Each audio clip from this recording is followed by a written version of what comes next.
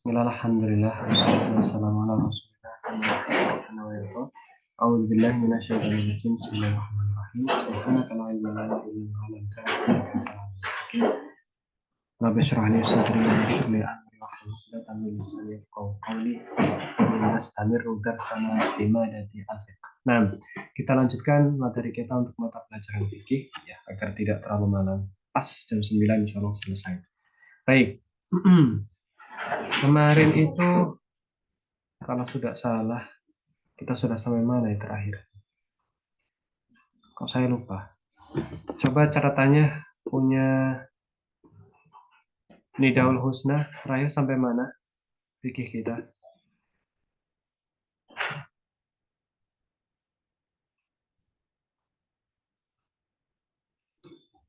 Halo? Nggak ada orangnya.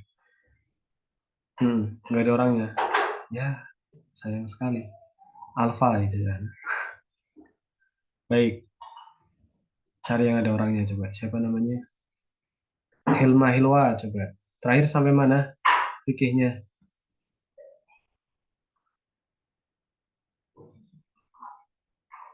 Halo?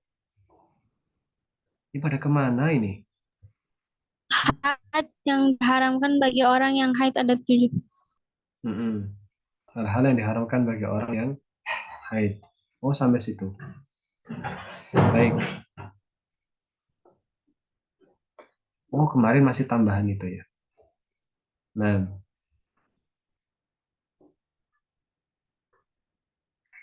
udah. Kemarin berarti sudah sampai haid. Masih haid.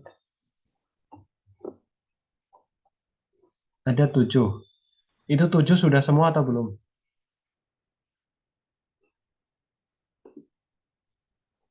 Baru 3. Baru 3. Apa saja? Apa saja? Jima, perceraian, sholat. Sama? Satu lagi apa? Yang ketiga? Ya, hilang. Sholat. Salat. Nah, baik. Kemudian yang keempat adalah puasa. Yang keempat adalah puasa. Hal-hal yang diharamkan bagi orang yang haid selanjutnya adalah puasa. Jadi puasa kalau orang sedang haid itu tidak dibolehkan. Makanya ini termasuk juga ya dipastikan ketika sedang bulan Ramadan ini dipastikan yang keluar itu haid apa istihadah. Nah, kemarin sudah kita lihat perbedaannya. Apa itu haid? Haid itu warnanya uh, hitam atau coklat kehitaman misalnya. Kemudian baunya itu busuk. Ya kan? Kemudian kalau misal istihadah kan merah seperti darah luka gitu kan. Nah, kemarin kan sudah tahu kan perbedaan antara darah haid sama darah istihadah. Nah, nanti ketika Ramadan itu harus paham betul mana yang keluar. Apakah yang keluar itu haid atau istihadah? Kalau istihadah, ya lanjut puasa. Lanjut puasa. Puasanya tetap sah. Hanya saja ketika mau sholat itu harus dicuci kemaluannya, kemudian berwudu seperti biasa. Tapi kalau misal haid, ya sudah, puasanya tidak tidak sah. Nah, seperti itu. Jadi ini berkaitan langsung. Nah, juga sholat. Sholat kalau misal haid itu tidak. Tapi kalau istihadah masih sholat. Hanya saja harus dibersihkan kemudian wudhu. Nah, ketika keluar ya batal. Istihadahnya keluar ya batal. Baik, kemudian yang selanjutnya adalah tawaf. Yang kelima adalah tawaf. Yang diharamkan saat haid, yang kelima adalah tawaf. Tawaf yaitu mengelilingi Ka'bah. Mengelilingi Ka'bah ini tidak dibolehkan bagi orang yang haid. Nah, kemudian yang keenam adalah berdiam di masjid. Berdiam di masjid. Nah,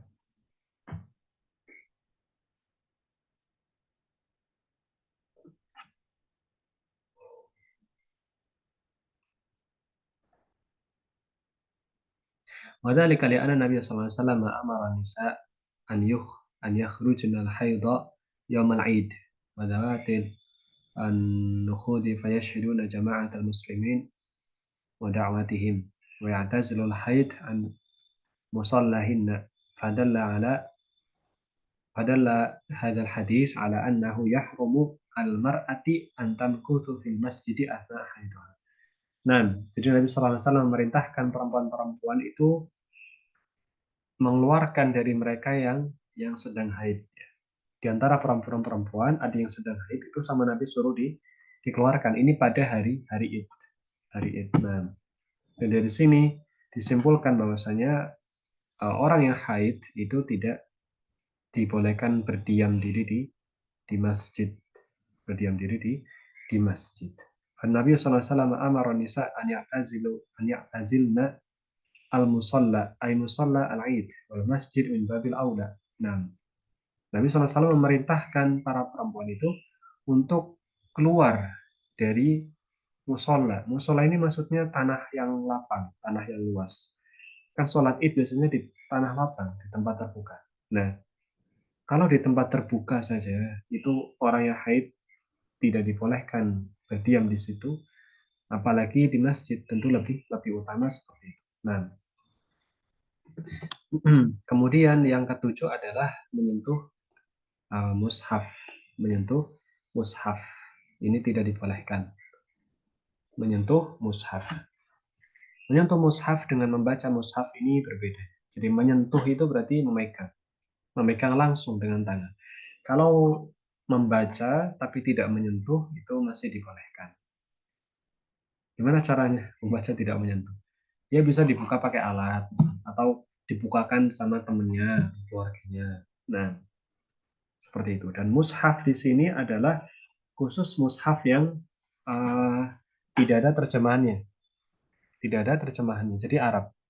Asli hanya Quran saja dari An-Nas sampai dari Al-Fatihah sampai An-Nas. Nah, jadi tidak ada terjemahannya.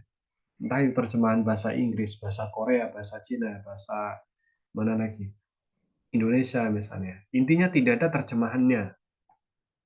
Itu namanya mushaf. Murni mushaf, murni Al-Quran. Nah, seperti itu. Kalau Al-Quran terjemahan, maka boleh, silahkan dipegang, tidak masalah. Karena itu tidak termasuk ke dalam mushaf yang dimaksud. Nah, dan juga boleh juga bagi perempuan yang haid itu membaca Al-Quran yang ada di HP. Di HP itu tidak termasuk ke dalam apa namanya al-mushaf, tidak termasuk ke dalam mushaf. Karena Al-Quran di HP itu hanya kalibrasi. Jadi ketika dibuka Al-Quran, maka dia jadi Quran. Tapi ketika yang dibuka WhatsApp, dia bukan Quran lagi. Seperti itu, tidak baku. Nah, jadi itu tidak termasuk ke dalam hukum mushaf. Nah, jadi untuk orang yang haid, ya, itu kalau ingin membaca Al-Quran, tapi tidak melanggar aturan syariat, yang pertama adalah memegang mushafnya tidak secara langsung. Pertama, misal pakai sarung tangan, misalnya, atau dibukakan temennya, atau dibuka menggunakan alat, misalnya. Mushafnya jadi tidak terpegang oleh tangan dia langsung. Atau yang kedua, menggunakan mushaf terjemahan. Ini silahkan menggunakan mushaf terjemahan, tidak masalah. Atau yang ketiga adalah menggunakan mushaf atau Al-Quran yang ada di HP. Ya, di HP atau di tablet itu tidak masalah Al-Quran dalam bentuk seperti itu. Nah, kemudian adzabitu tsalits yubahu ba'da inqita'il haid wa qabla ightisal thalatha asya'. Hal-hal yang dibolehkan setelah haid tapi belum mandi wajib. Saya ulangi, hal-hal yang dibolehkan setelah haid tapi belum mandi wajib. Ada tiga. Ada tiga hal-hal yang dibolehkan setelah haid tapi belum mandi wajib. Ya, jadi haidnya sudah selesai tapi dia belum mandi wajib. Nah, itu ada tiga yang dibolehkan. Yang pertama adalah puasa. Yang pertama adalah puasa. Ketika haidnya sudah selesai, maka dia boleh langsung niat puasa kemudian berpuasa. Tidak harus mandi dulu, tidak. Langsung puasa tidak masalah. Nah, tidak harus mandi dulu. Beda kalau dia sholat. Kalau dia sholat ini beda, ini harus mandi dulu. Yang kedua adalah tolak atau talak ya. Kalau dalam bahasa Indonesia talak. Tolak itu cerai, cerai. Jadi orang yang sudah selesai masa haidnya dan dia belum mandi wajib itu boleh ditolak, boleh diceraikan. Nah, walaupun dia belum mandi wajib, intinya haidnya sudah selesai, maka dia boleh diceraikan. Seperti itu. Kemudian yang ketiga adalah berdiam di masjid. Berdiam di masjid. Nah, berdiam di masjid. Ini dibolehkan juga bagi orang yang haidnya sudah selesai tapi belum mandi wajib. Belum mandi wajib. Ayajuzu lil mar'ati an tankusa fil masjid ba'da inqita'i haidiha wa qabla an taghtasila bi syaratin an tatawaddu. Tapi syaratnya di sini ditambahkan oleh Syekh, syaratnya adalah dia harus wudhu dulu. Kalau dia mau berdiam di masjid, ya, dia mau berdiam di masjid, ketika dia haidnya sudah selesai, tapi dia belum mandi wajib, maka dia harus apa? Dia wudhu dulu. Wudhu dulu. Wadzalika li'anna al-'illah allati muni'at ajliha an tamkutha fil masjid qad zalat. Dan hal itu karena sebab yang menyebabkan dia terlarang ya untuk berdiam di masjid itu sudah hilang. Sudah hilang. Nah, ini perbedaan antara darah haid dan istihadah. Ini kemarin kita sudah mencatatnya. Ya.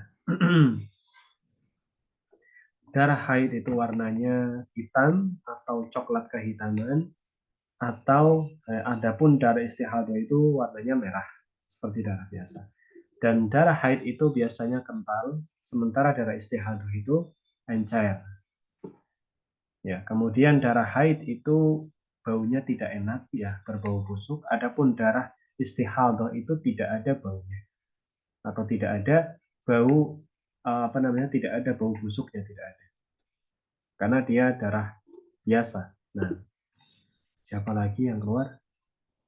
Aska Hanifah. Kemudian wadamul haid la yatajammad amma damul istihadah fa innahu yatajammad. Sementara darah haid itu dia itu mengental atau memadat. Sementara darah istihadah itu tidak memadat. Nah, tidak berubah dari cair ke padat, itu tidak seperti itu. Fa idza ra'atil mar'ah فإذا رأت المرأة علامات دم الحيض أخذت حكم الحائض. Maka apabila seorang perempuan itu melihat tanda-tanda darah haid, maka dia mengambil hukum sebagai orang yang haid. Wa in ra'at alamatal istihadah lam ta'khudh hukm al-haid. Adapun kalau dia melihat tanda-tanda darah istihadah, ya bukan darah haid, maka dia tidak terkena hukum orang yang haid. Orang yang haid. Jadi dia masih boleh sholat seperti itu. Ini lainnya. Yajuzu laha an tusalli wa tamassal mushaf wa yajuzu laha kulla syai' hurima 'ala al-haid. Dan dibolehkan bagi orang yang istihadah untuk sholat, memegang mushaf, dan juga dibolehkan baginya semua hal yang diharamkan bagi orang yang haid. Nah, saya ulangi, orang yang istihadah itu boleh sholat, boleh memegang mushaf, dan boleh melakukan apapun ya, yang dimana hal itu biasanya dilarang bagi orang yang haid. Nah, baik, ini selesai as'ilatul dars khamis selesai. Sampai sini ada pertanyaan, Umamah? Tidak ada, Ustaz. Alhamdulillah. Kemudian apa namanya? Nidaul Husna ada nggak? Jelas Nidaul Husna? Jelas, Ustaz. Alhamdulillah. Antum sakit Nidaul Husna?